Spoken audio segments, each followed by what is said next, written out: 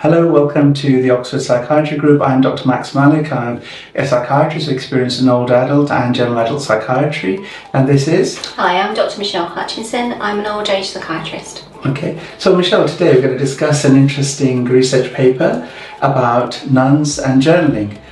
Two things you might not put together sometimes, but very interesting. And it showed that nuns who did keep a journal in earlier life, and they wrote down lots of interesting complex ideas, later life had a low risk of developing dementia. What do you think about this?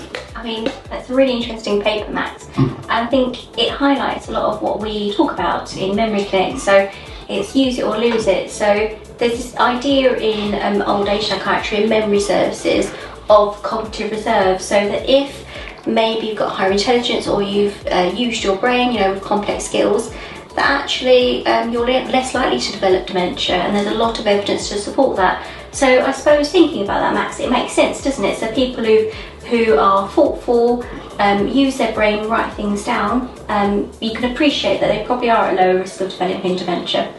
So interestingly, they studied dementia and journaling, and one of the things they found in this study was it's not just writing things out, and I'm sure lots of activities have been studied, but particularly journaling is interesting because I journal as well, although I'm not a nun, but but they show that in fact the ideas, so it's great to have vocabulary, but the ideas should be dense.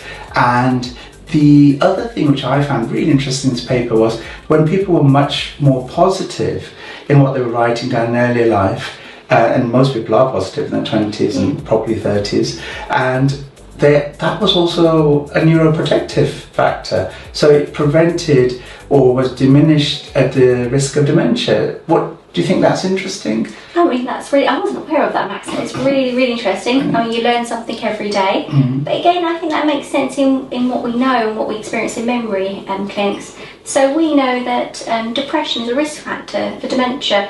So it does make sense, isn't it, that people who are positive and maybe would write positively are at lower risk anyway. So yeah, very, very interesting. I wasn't aware of that. Very interesting. So the brain is really something like so many of our faculties and organs, and there's a physical aspect to it, but there's this psychological aspect, and even the psychological aspect has an impact on the risk of dementia. So how do you think this can be utilised by our viewers out there? How can we incorporate, I mean, do we have to be nuns journaling, or does it apply to other things?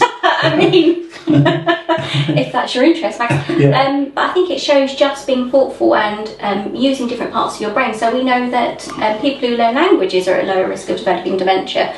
So I think it depends what takes your interest, but trying a new skill is great for your brain. So it would make sense that maybe journaling or using a new skill is going to be That's really interesting, Michelle, because you touched on a really important point there, which is neuroplasticity. And neuroplasticity is something really important, and occurs and can occur even at a later age, as we know, because you're an older adult specialist. And if you guys would like to see a video on neuroplasticity, drop a comment below, and we'll do one specifically about that and how that changes over time. But, is it possible? I mean, can I learn something new? Is it possible? Definitely. Okay, let's come back to that. I'd be interested in talking about neuroplasticity in the next video.